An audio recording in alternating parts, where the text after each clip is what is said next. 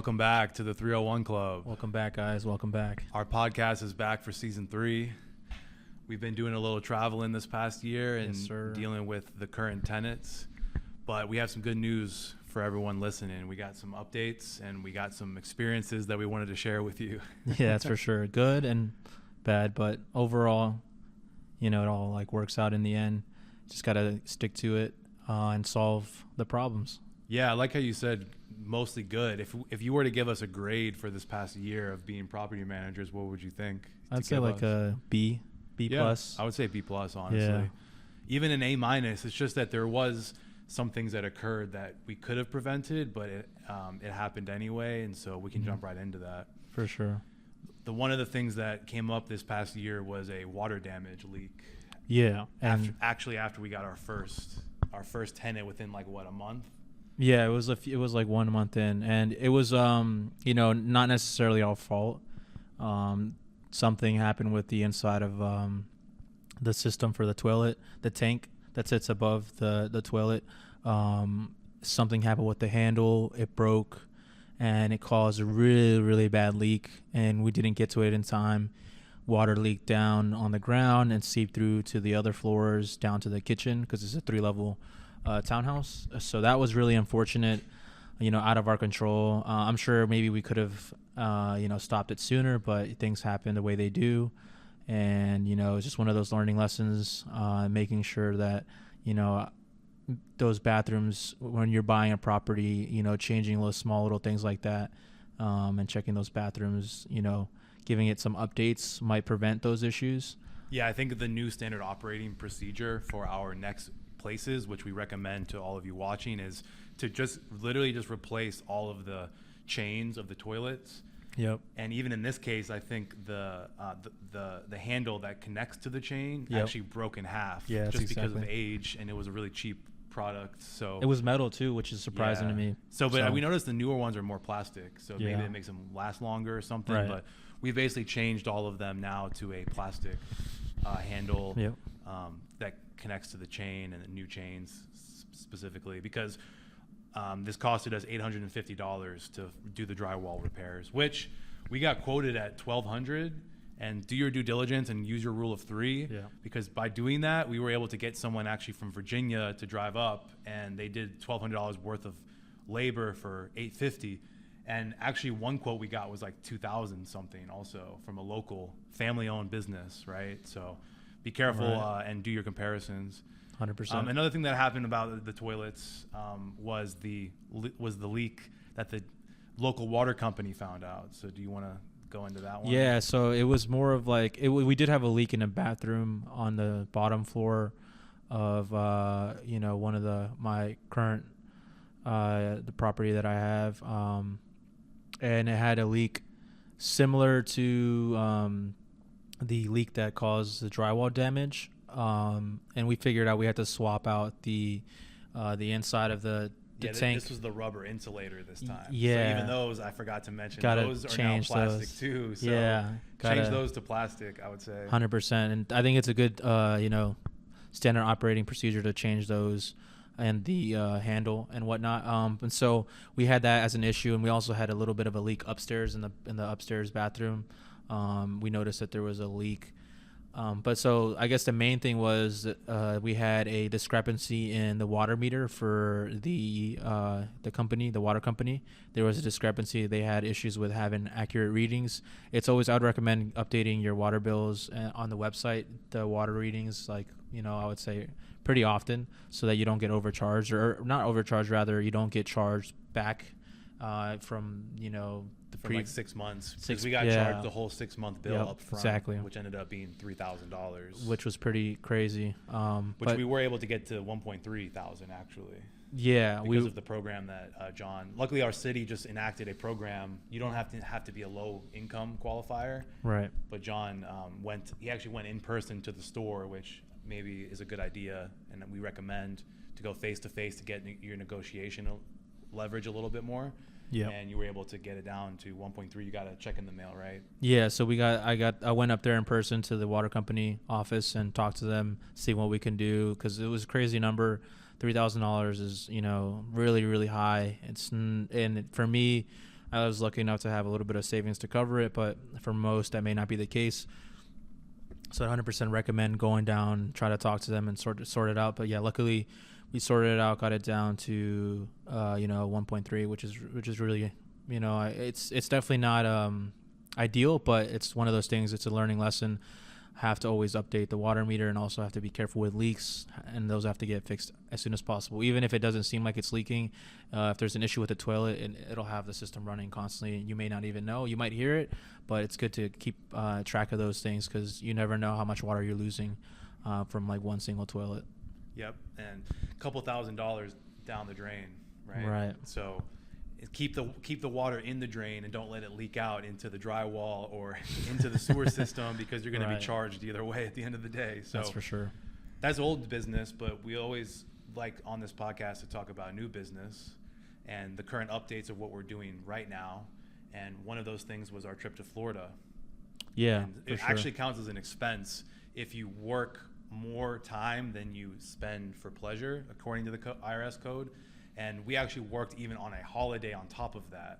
So we have a really strong argument to say that we went there for work, which we did. And we have a video to show you right now of after our first business meeting, how that turned out. We just finished business meeting number 1, had to deal with some tenants back in Maryland. Yes, sir. But now we out here in Miami. What's the next move? About to see some houses. Yeah, we about to head north into Broward County, because after our first few searches here, there's nothing here for the same price in the Maryland market that we were looking for when it comes to single family houses. They got a lot of townhomes here, but the HOAs are like at least $500. Yeah. And Maryland, for the price range we're looking for, I think Florida is definitely more appealing. Especially detached houses. Like, we're in the 300 range, and you can't really find anything in Maryland for that, or at least Montgomery County, which is where we were looking and where we grew up. We were trying to keep it around that area. We weren't able to find anything, around that price range. So, we decided to come down south to see what's up here. Found some places, about to go check it out right now. Yeah, we're heading to the car right now. So if you guys are in Miami looking for places, definitely park at the 7th Street City Garage. It's a $20 max limit for 24 hours. So, and actually that's the cheapest around here in the South. So we'll catch you on the vlog At the places once we get there. It's in an hour and a half. Here's a super nice view. Yeah, so, taking a look at that video, you guys can see that we had our first meeting. And, we were talking about some things on the ride to the properties. We also noticed a lot of condos that were being developed. A lot of them are older. So where I was staying in Mid Beach, north of Miami Beach. So they had a lot of condos that they were renovating, and they were in pretty bad shape. I saw some older ones. The one I was staying at was, it was okay, but I could tell that there was some work being currently being done, and it seemed like, they were going through their own renovation process. Yeah, the reason that they're having work being done is because recently, I think it was the governor of Florida put in an action that said places in high flood areas and high hurricane areas need to redo their hurricane protection standards. And in some cases, that requires demolishing these condos entirely and then building up new. Only because it ends up being cheaper, more cost effective. Because we highly we thought we could go there and buy a condo for the price listed on Zillow, but we noticed that these were 30 years or more old condos. And if you look at the inventory of these things, it's way more substantial on the market inventory of 30-year-old or older condos. Because if you buy that condo, you have to now keep it up to the standards of the new legislation. So right. Just a few. Maybe it was less than a day of being there and doing our research, we decided to go into Broward County. Right. And you can see a video here of us in Miami talking about the reason why we didn't choose these condos.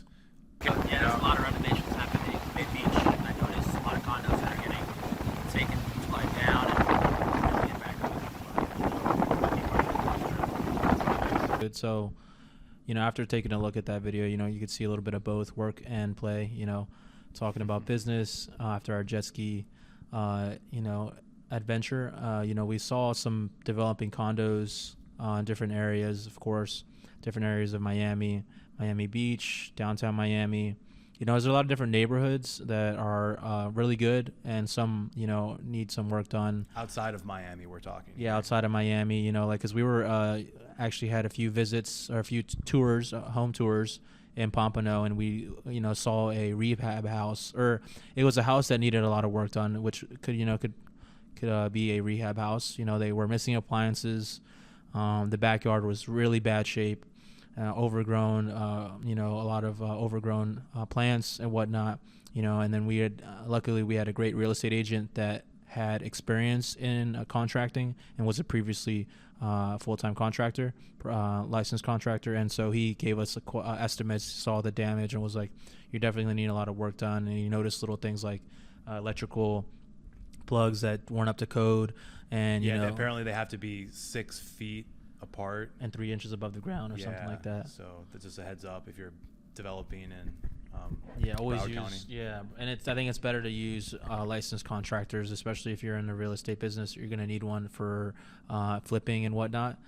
So that's a thing that is to look out for, is if you're going to get a rehab loan with your loan officer, definitely make sure that you have a licensed contractor you're working with to get all that stuff sorted out. But yeah, in general, he gave us a quote because he saw a lot of stuff exposed, electrical and plumbing stuff, that he said that in all it would cost about 20 to 25 grand to get fixed up and have it meet code in the interior. And then on the exterior, he said it was about 20 to 25 grand to get all of the backyard fixed.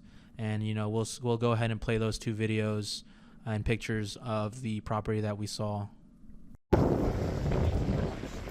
Second property. First one was townhome. Could have undercut them. It's been on the market for a while. This one's been on the market for longer. We're gonna see what we got.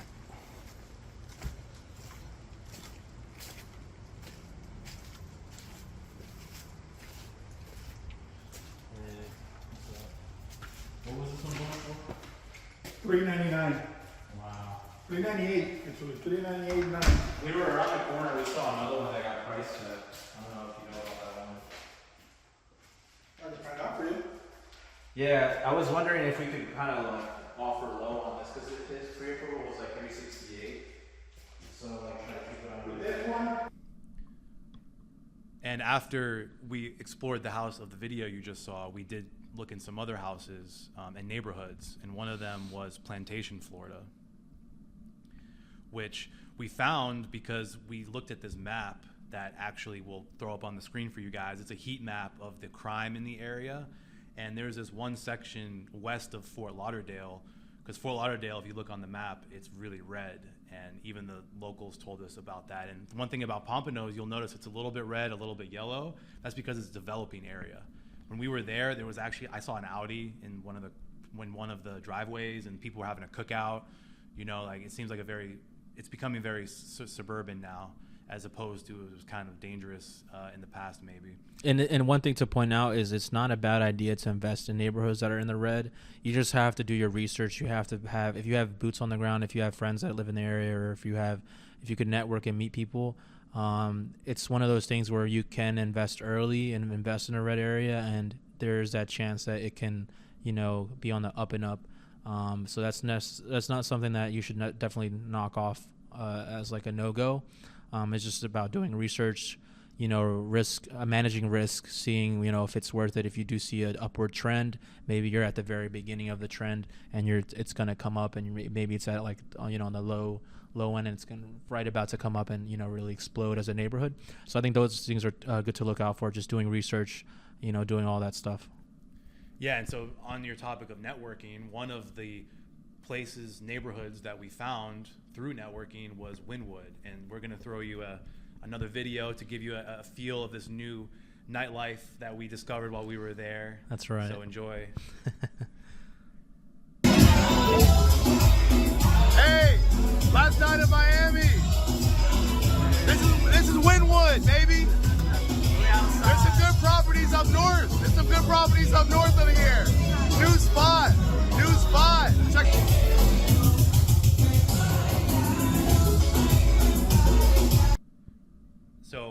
we were talking about, we only found that neighborhood because of this event that we found on Facebook. All I had to do was type in real estate events in Southeast Florida, and this great company called Like Minded came up. And as John was talking to the founder, I was, exploring the bar and noticing that it seemed a very business-minded area, and it was a very good place to have a business meeting or a strategy meeting, even like us. Right now we don't 100%. have a house to have our office or our podcast in, so we're here in the library. Shout Yeah. out Rockville Library, Yes, 20851. sir. Another great market with low inventory, but really good deals out here. 100%. We'll talk about it in another pod. But yeah, what do you have to say about Like Minded and Yeah, stats? I really enjoyed the networking event. Met some cool people, Eric and Sean and Efren, I believe. Yes. To pronounce it correctly. Yeah. So Yeah. he was cool guys. We're still talking to all of them. Kind of seeing what we can do together. Really great time. Got to meet great people. Luckily, Sean actually, funny enough, coincidence, Chase had some tickets with his girlfriend to go later that night to see Blink-182, and Sean actually coincidentally had a ticket available for I paid him he gave me a good deal, and so he had one available, bought one, so it all worked out. I got to go to the concert with them, different seating, but it was fun. I got to meet him, and we're still in touch with him. We actually have a meeting with him this upcoming Wednesday to talk about duplexes and kind of give us some ideas, kind of brainstorm. So it's really great. I think it's great to go to networking events. You never know who you'll meet. You never know what will happen. Like, I didn't even think I'd go to the concert that night, but I ended up going, which is really fun. I got to hang out with Sean and his buddy. So yeah, really great, awesome event. Met some great people for sure. Yep, and you can meet people for finding good neighborhoods in the area that you're not too aware of, or you can find loan options through them, right? And so one thing that we've been learning as we've been becoming intermediate in this game is to build relationships with people.